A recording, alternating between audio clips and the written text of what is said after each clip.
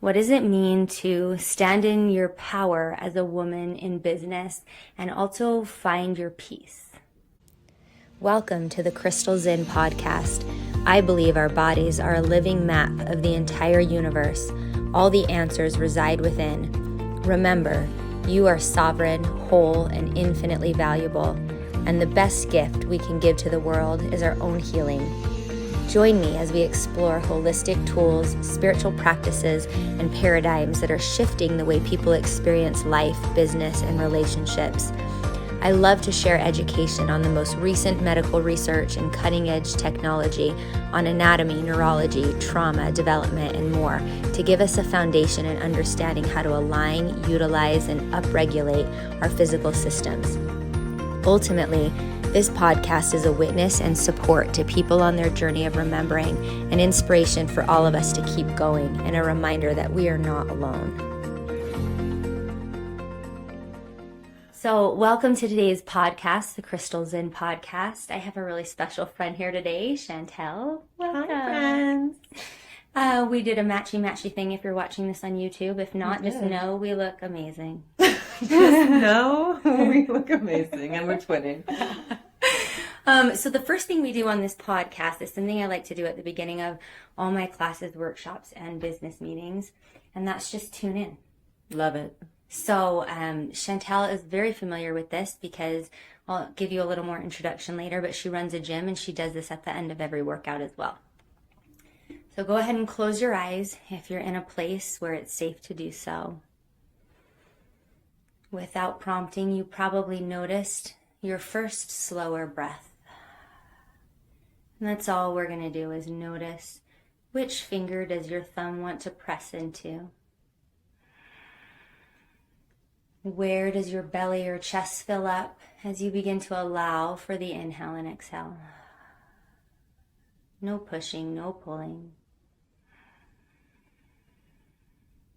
The most abundance and clarity and creativity is channeled in receptivity and surrender. So whatever time of day you're listening to this, I just encourage you as you step into this allowing breath, an intuitive being, to make the rest of your day an offering in receptivity.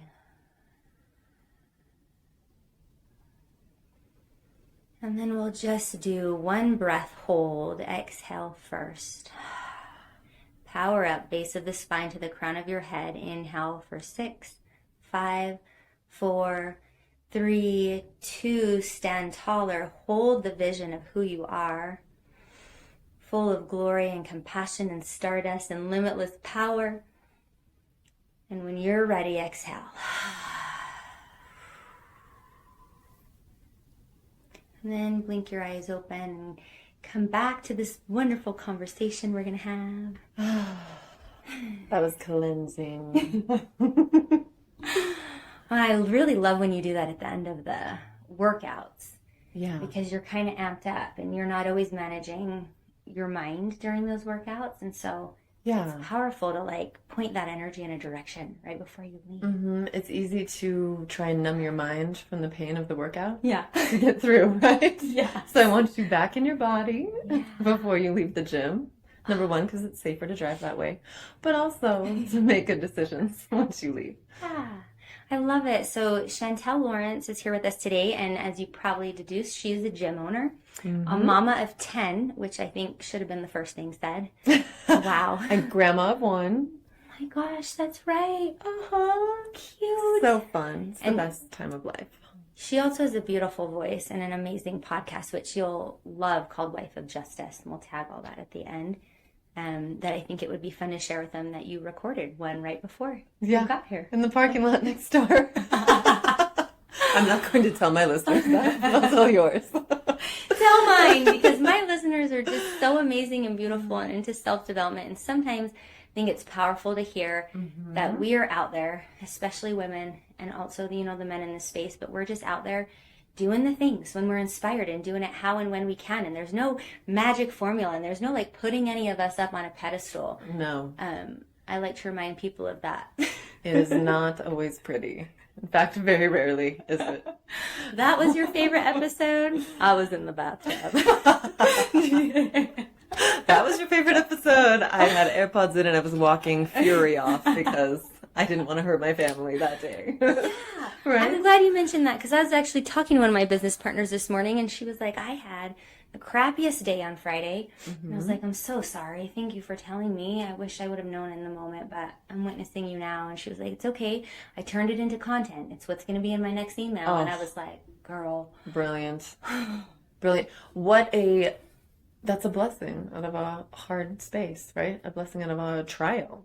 Yeah. That you can share with somebody else and make impact on somebody else's life because you had a hard day. It didn't go to waste. Yeah, I love it. And speaking of making brilliance out of trials, I was wondering if you'd be willing to tell us a little about your history and how you got here. And I'll definitely ask you questions about how you came to own a gym. Mm-hmm. Yes. But I feel like you've got some powerful things in your history, whatever you feel called to share. Yeah. Okay. Well, 7 years ago. Where did you come from? Where did you come from? I grew up here locally in Utah, in Highland, Utah. And I, went through high school my senior year, I got pregnant. Shocking. And I was a single mom for a while. And to cure that pain and those hardships, I got married. To a right for the time man. It was definitely right for the time and built a home and built a family and we had 3 more children together.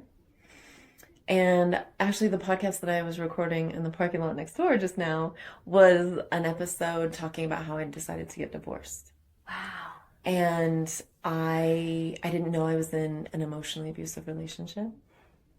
And one day I just started, outgrowing it and figuring it out, and then woke up and realized how truly awful it was.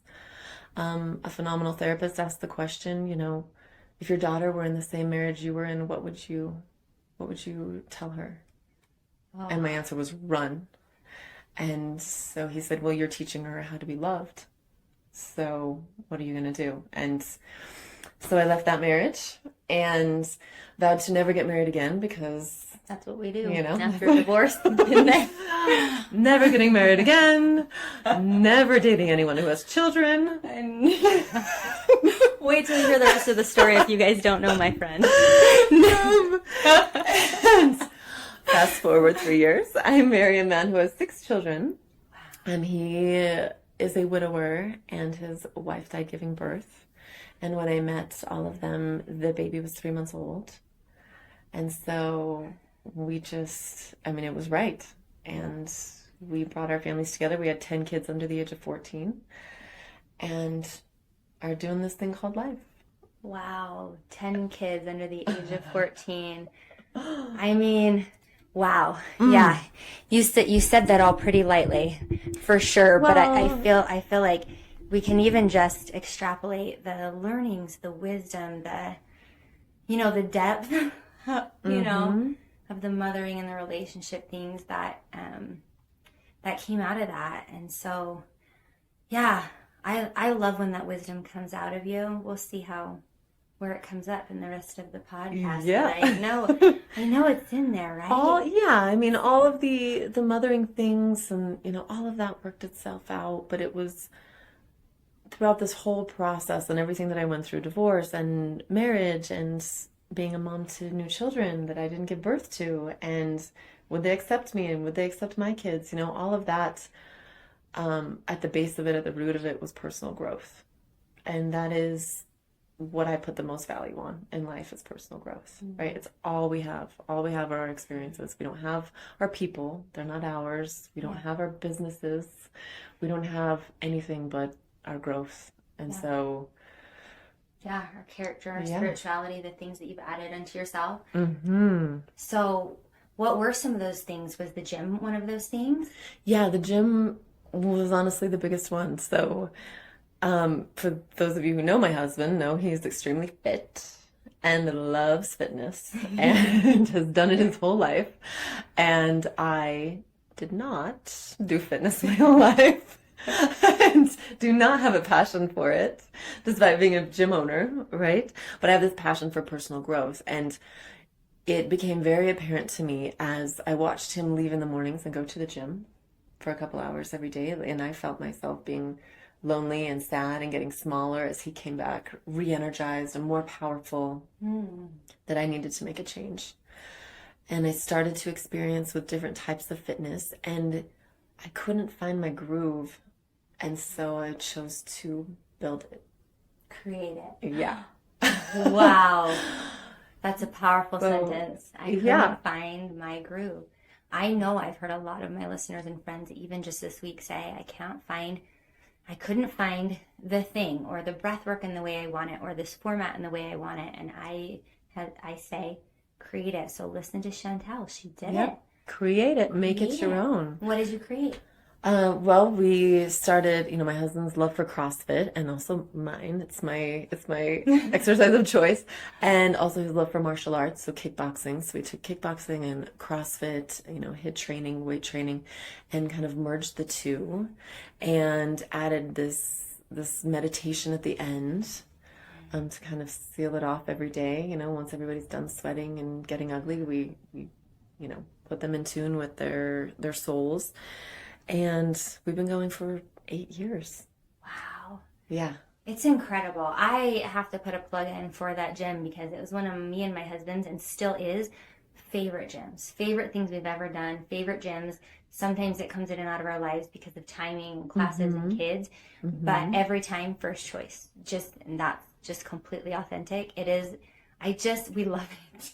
It's so fun. It's got a vibe. It's got a vibe. You get all the pieces of the things that you want, and you can participate at different levels. Yeah. The first time I was at your gym, it was because my husband was deployed, and I had baby Mia. Do you remember? Yeah. And you would hold her. Yeah. And some of your other facilitators would hold her while I did my workout.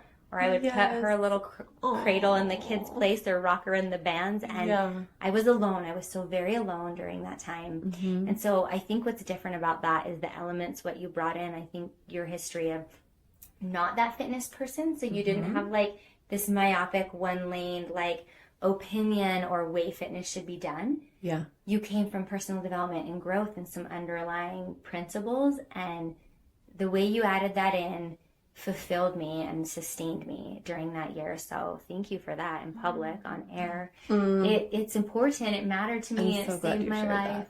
Yeah. I'm so glad you shared that.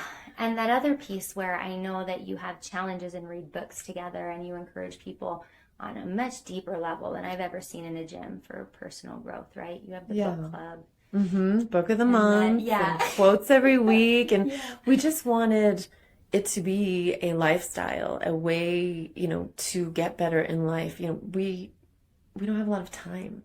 Yeah. Or at least people don't make a lot of time for personal growth. So if we can jam pack 60 minutes full of, you're going to get better physically, mentally, emotionally, you're going to learn a little bit today, and you're going to connect with people. And that's really what makes the gym special, right? Is the people. It's the people's gym. It's not my gym. It's the people's gym. Yes. And that's another curated by you. And it's another element of growth, right? I used to be afraid of connecting with human beings. I used to be very shy. I'm big time introvert naturally. Wow. And my husband is not. I mean, when we were first together, I used to cry when I would come home from social events with him, because he was so just, out there and had all this energy, and it just sucked the life out of me, talking to so many people. I wasn't used to it. And so that's another reason it exists, is to put me in front of more people, connecting with more people, and get me out of my comfort zone. Wow, that's huge. It's been a life changer. I mean, because I wouldn't be sitting next to you. It was if I didn't get right in the fire. That's something I wanted to talk about after reading a little bit about your material, is like the thing about the personal growth and you always jumping headfirst into the fire. Like when that's the thing, despite the fear and like that, I think that's the biggest stopping point for most people. Like you're like, I'm kind of an introvert. This is uncomfortable. So like maybe I'll find one friend and have tea once a week. No, you're like, maybe I'll open a gym and like and talk to force everyone. Force 150 people to be friends with me. Right? And part of me wants to kind of like deconstruct and also ask and get some wisdom out of, like, what do you think that is in you that perpetuates this amazing, like, really rapid growth, like personal growth, and makes you continue on? Like, you're not stopping. You did it again this weekend. You did, you know what I mean? Yeah. It's this, I have this, let's call it a vibration about me, where if enough pent up energy like gets going, it's just like a vomit. It's like a knee-jerk reaction. Like I can't stand it anymore. Something has to change. We're going big. Wow. You know, I don't know that it's the smartest thing to do. I love it. I'm loving it. But it's not, maybe it's not for everyone. Not the smartest. Yeah. And I don't think that you ever fail if you're trying, right? And so, I mean, what's the worst that could happen? I could fail at my gym and lose some money. Well, I made some friends and I had some experiences. Wow, that's beautiful. Right? So it's just a deep-rooted safety and security in your value and knowledge, and so it's a willingness, right? Yeah, a willingness, and I don't think anybody's ever wrong in wanting to get better. There's no ill intent behind wanting to get better. Yeah. You know, as a human. So that also seems like a very mothering principle. Like maybe having to tell that to 10 kids over and over and over again. I just had my daughter a pep talk last night. She's a cheerleader. She bases, but she wants to fly. And she came home crying. She's hurt because she's, you know, her flyer was kicking her and punching her and elbows to the face. And, you know, it's a dangerous sport, very expensive, dangerous sport. But she, you know, I said to her, you can quit for sure if this is not your jam, right? We're focusing on golf as well. She wants a scholarship. That's the better route. But why did you start? And her answer was to get better. Okay, did you get better today? Yeah, but it hurt. That's the price, buddy. I don't know what to tell you, but that's the price. Wow. Yeah. Yeah, and you model it so well. That's such a beautiful reminder as well, especially to like us entrepreneurs and business owners. And we talked a little bit before. I do want to go into that space because I feel like you're such a beautiful example and mentor and have some wisdom in that space as well that I want to hear again and more of. But that place of, it is about getting better. It is about the willingness to fail. And also it does feel really discouraging and lonely some days. What else do I want to say about that? Yeah, maybe we can just kind of go with that. I'm glad it was a story about your daughter, right? Because a lot of times, as women, a lot of my listeners are women, take this into business and mommyhood and spaces with us, and then kind of find ourselves like not with a lot of tools, right? Kind of feeling a little unsupported, like who has paved the path and we are creating it from scratch. And so that requires a lot of resilience, a lot of support, a lot of consistent practices, you know, and upregulating and people in your corner. Yes. Like cheering you on like you did for your daughter. Yeah, you have to find your band of cheerleaders, and that can be hard. You know, I have lots of different types of friends, some who have started their own business, some who work jobs, some who volunteer, all beautiful souls and out there doing their best. But I was having a hard time finding a network that I could really connect with. And I almost needed a degree of separation from my real life to find my cheerleaders, if that makes sense. You know, I know my friends cheer for me and support me, and I support them. But to really get honest about business and honest about where I want to go and my goals, I had to go one degree out. And I found it this past weekend. You mentioned this weekend. Yes. I went to a Powerhouse Women's event in Scottsdale. And it was 700 women in business, whether they'd been in business for 5 years and their businesses were doing, you know, $15 million, or whether they didn't know what they wanted to do. And they were just there to get inspired. It was phenomenal. And I realized there's an entire world of women in my corner, and I didn't even know it. Wow. What was the most powerful takeaway from that? I think the value of putting yourself in the right room, and the value of, you know, I have all the tools to do what I want to do. You have all the tools to do what you want to do. We don't need experts. Yeah. We don't need to buy the course. We don't need to go to the workshop, right? We just have to have that flame lit within us. Yeah. And trust ourselves that we have all of those tools. Yeah. And you know in business when it's right. And you know when it's kind of right. Yeah. I like the word you use, fuzzy. Yes, fuzzy. Yeah. When it's fuzzy, that's probably the biggest thing I learned this weekend is when it's fuzzy, it's a hell no. And if it's clarity, it's a hell yes. I don't know if I can swear on this podcast. Yeah. I filtered myself. That was a filtered swear. Steve, edit that out. Edit, cut, chop. No, we're good. But yeah, thank you for speaking to that, because they often say if it's not a hell yes, then it's a hell no. Mm-hmm. But that's a lot easier said than done. Oh, yeah. Because there's fuzziness, there's places you need. And I just want to add that the number one thing I've learned, and I'm still learning, as I picked business back up since COVID, was what I had built in that recess and that time off was my sovereignty and my connection with my intuition. And that doesn't mean I'm perfect at it, but I can give myself credit that I'm better at it than I was. And so when you can start to see those things, you will know if it is a course you need to take. Yes. Or if this thing is coming into your life, and more often than not what you spoke to is true, is we don't give ourselves enough credit. Mm-hmm. And that's generally the way it goes. And so that beautiful phrase about if it's fuzzy, it's a hell no. And also being sovereign in that space. Like, what was it about those women that felt different than other partnerships? It was, everybody was, best way to describe it was an energy exchange, right? There was constant flow of energy, and, energy never dies. It lives on forever. And it was if we were there from you to me and me to you and from the stage to you and from you to me, and just constant going and everybody elevating at the same time. And it wasn't I'm pulling this person up or I'm bringing this person along or they're bringing me along. It was everybody's there to have their cups filled. And there was always enough. There's enough for everybody. Right? It was the most beautiful thing I've ever seen. Women standing in their feminine power and not being intimidated by each other and not like needing to pull each other or mother each other, just coexist. Like I can feel the feeling that was there still.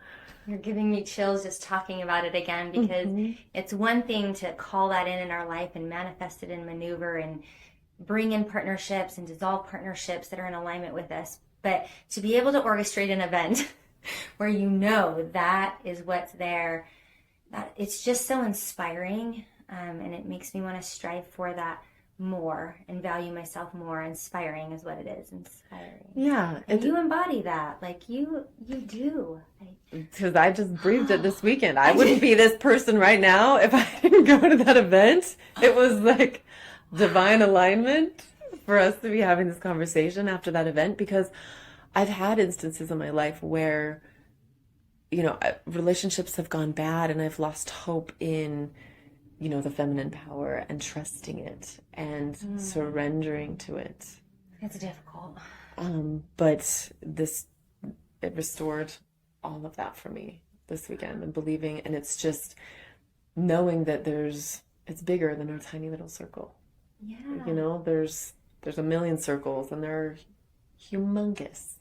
You just have to get in the rooms, get on the webinars, in the chats. I love how you just expanded. I'm a hand talker. I love how you just expanded our perspective in that, because sometimes it does feel really myopic and small and in your own experience, and that serves the purpose. But in that expansion, for the third time, I think it's important to mention what you brought up, which was so beautiful, about create your own. And when you're in that space where we know it's possible as women, but it's not been the MO. Yeah. And it's not been pervading, and it's not been in bigger circles until now. And I think that's a lot of the time in my industry when people are talking about the divine feminine rising, right? It's not about any of these negative things or lack or crushing anything or taking back power.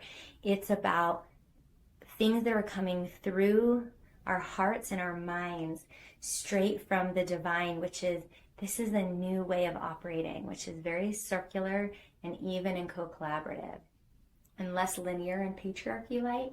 Yes. And both energies are needed, but what a beautiful time to be here in the rising of we're standing in our sovereign power as equals and co-creating and trusting that, and also like building each other up with that, like pointing each other back to themselves. Like most of my work is done when people reach out for help, and I reach out for help when I have forgotten and I need to remember. And my best teachers and shaman help me get through the crisis. Yeah. And then solidify back, pointing back to ourselves. And I think that's the best thing us women can do in business when we collaborate or need that validation or camaraderie, which we need. Like, I need an event like that so badly. I love and next that. August, you're with me. You're yes. on that plane. We're in Scottsdale. We will be sovereign together. Yes. And no, oh my gosh, absolutely, I would go. But to be able to have that and talk to people about their business or the things they've gone through and witness and see each other, and then at the end of the day say, you know what you need for you. I love it when people hold boundaries and step into their power, even if it's messy. Like, we're learning, and I've been through some of those experiences and been on both ends of it, and I just want everyone to know that, look, we're learning. And even if it's messy, the best thing to say is, we showed up in the best way we knew how at the time. Yes. And at the end of the day, we're backing this self-sovereignty and power, or remembering our wholeness and building each other up, that they know that, right? And whatever road it takes for you to know that is powerful, and I fully support it. I know Chantelle does too. Oh, absolutely. What a cool thing. Oh my gosh. It was really cool. And people keep asking me, like, how was it? And, there's all the fun things, like the dance parties and the pajama parties and the champagne and whatever else. It was fantastic. Because that's what we're going to do. Of course. But everything that the speakers said was flipping it internally. It was asking questions. The most powerful question I heard was, who in your life told you you're not enough and you don't deserve everything that you know is for you? Like, who told you that? Whether with action, whether with words, whether, partnerships, friendships, whatever, relationships, marriages, whatever it was, who was it that told you you weren't enough? And they just let you sit there with that. It's like, well, now I'm uncomfortable. I don't like it. I don't like this feeling. And then you start to cry, and then you work through it, and then you can see, okay. You can set it down. Set it down. Yeah. And at least be aware that it's there. Come back to it later, because it's going to take a lot of work once you realize who it was. Yeah. But it was so freeing for everybody in the room. And then that's where the work began. We put that on the shelf, and then we got to work. Wow. It was amazing. That's incredible. I love that. They're not paying me, by the way. I don't know that we've said who it is, but should we? Yeah.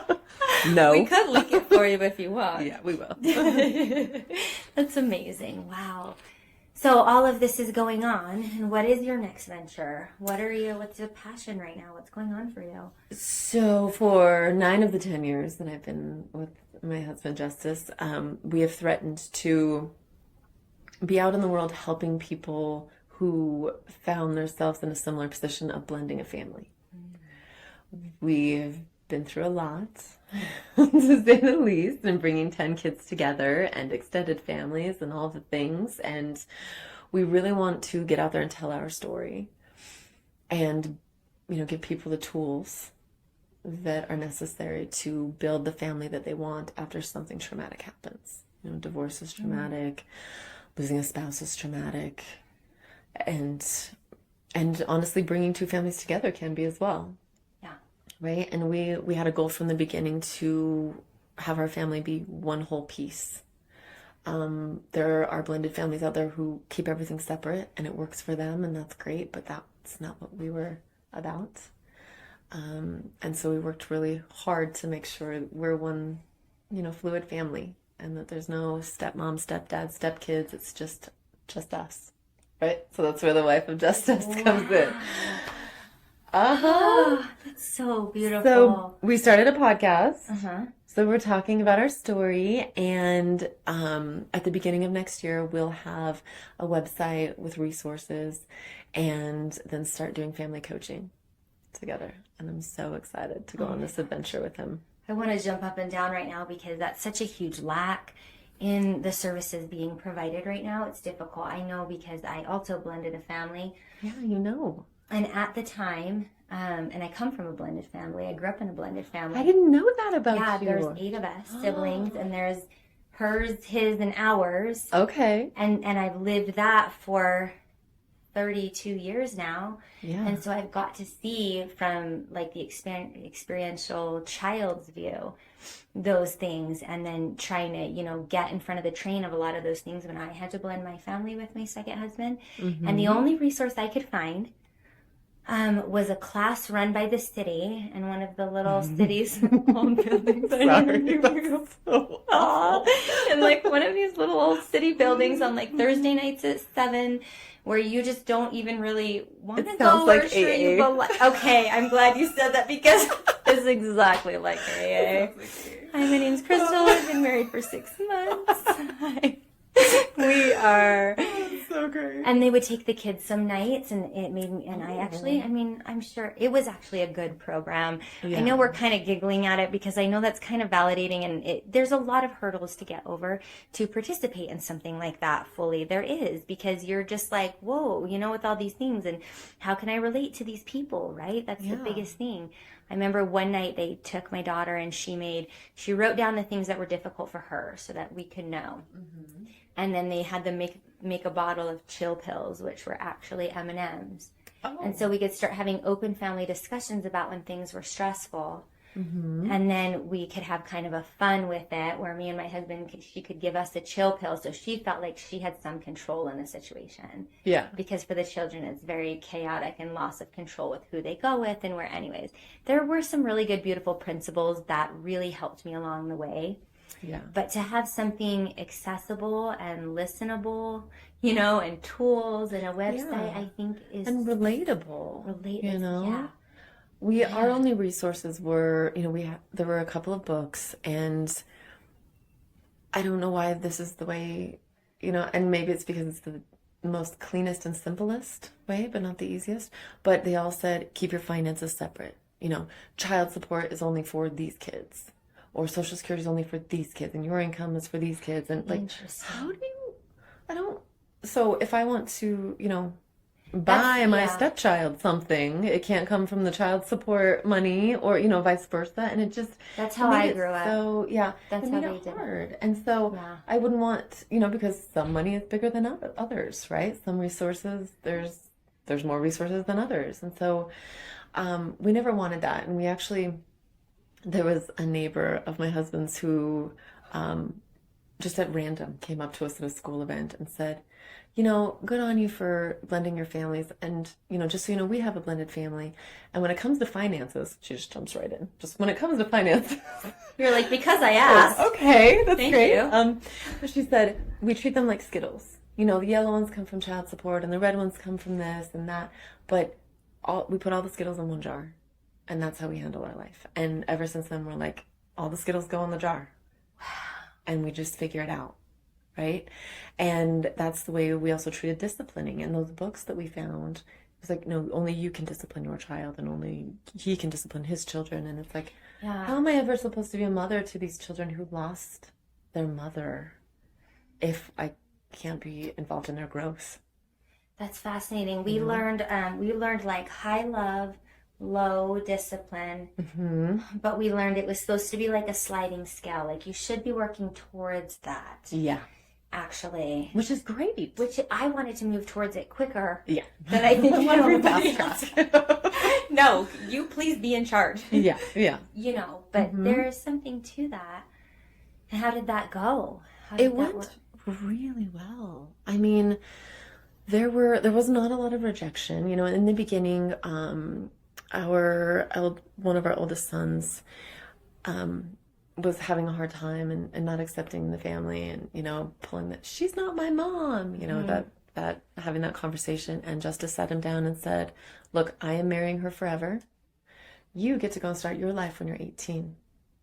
So remember that. Okay, she's in this house forever, and you're here till you're 18. So I need you to get on board, right? You don't have to love it, but just know you're not going to disrespect her. And, welcome these new siblings then with open arms. And ever since that talk, he's been perfect, and we didn't force anybody to call each other brother or sister. We didn't force anybody to call, no, I'm mom now, or he's dad now. That's not how it was. We just used the language of, hey, can you go tell dad I need him? No matter what kid it is. Can you go tell your dad? That doesn't, that's possessive, and that's not fluid across all 10 kids. And so that's just how our language was, and the kids just picked up on it, and we've never had a formal conversation about labels. Wow. And there's not an instance or one of our children that would call each other, my stepsister, unless somebody was confused about the relationship, right? Yeah, like, let me clarify. Yeah. I want to ask you one more question. Yeah. We're good. I want to ask you about the practice of, like, you personally, since we have this, the most important thing that you've learned through this, you said, is the self-development and the self-growth. And at the end of the day, they're not our people, and we have to keep going back to the self. Like, what sustained you through such huge transition and learning and modeling? Like, what was your practice, and how, like, what does that look like today as well? Because it had to have been hard, right? Yeah, I mean, like, those moments, the angelversaries, and all of it is. How are you showing up so like that? Hard. Well, I'm not always showing up. Okay, let's be clear. When I need space and I need time to recharge and show up as my best self, I know my limits, and I'm in my room and my door is closed, and I'm not available. And I'm sure that sometimes all of our kids, and even my husband, would love me to be more available than what I am.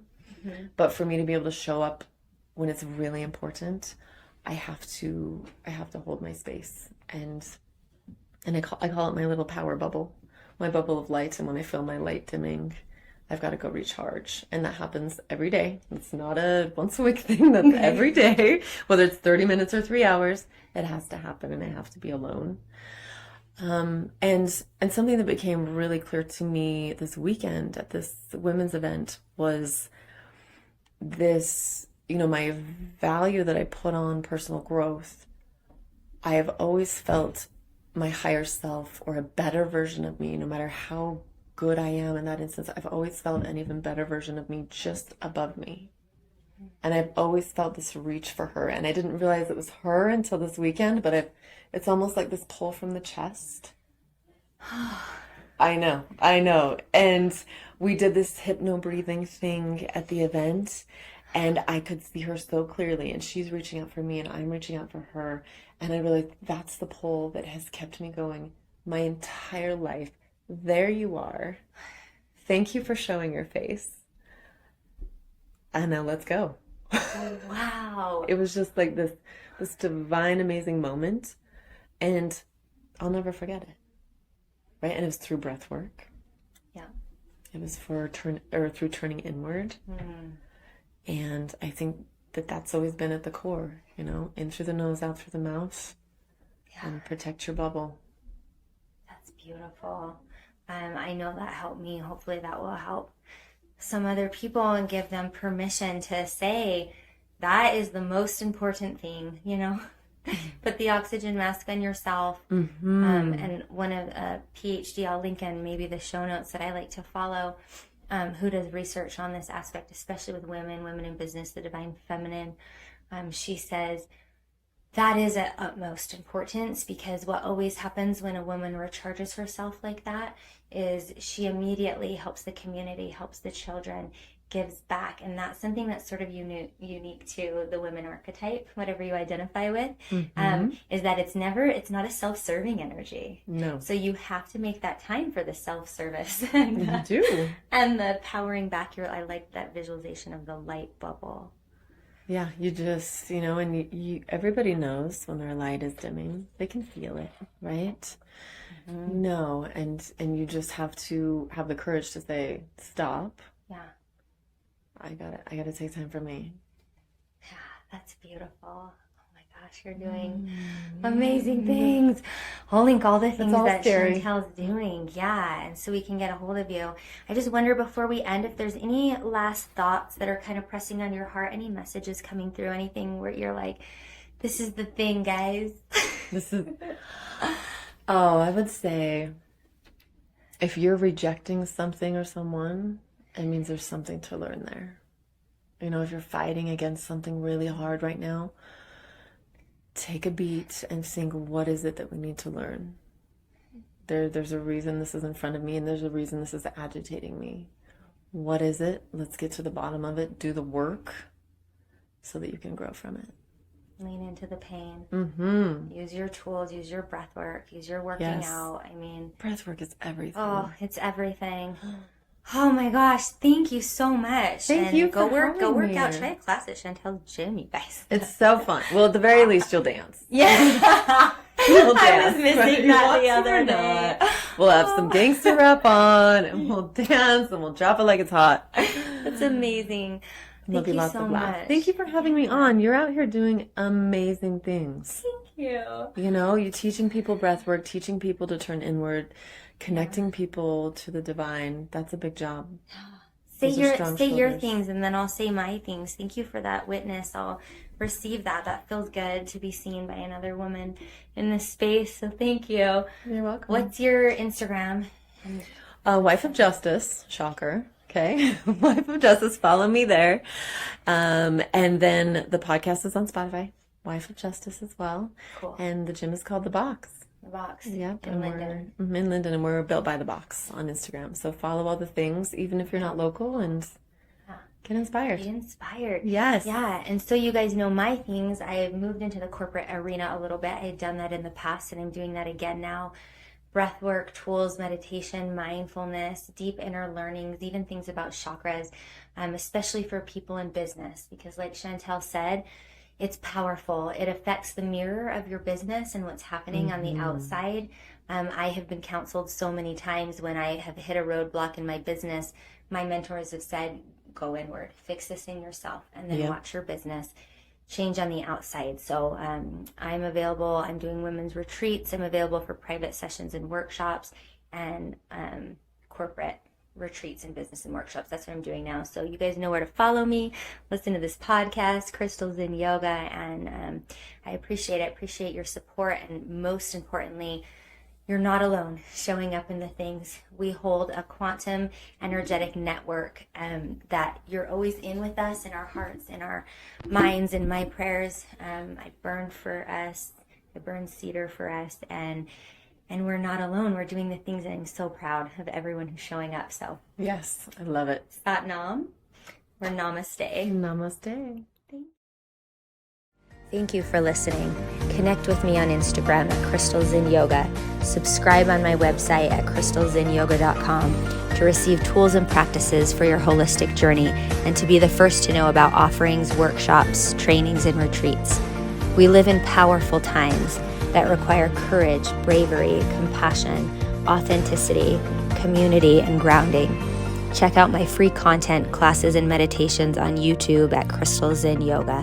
And have a beautiful day. Sat Nam.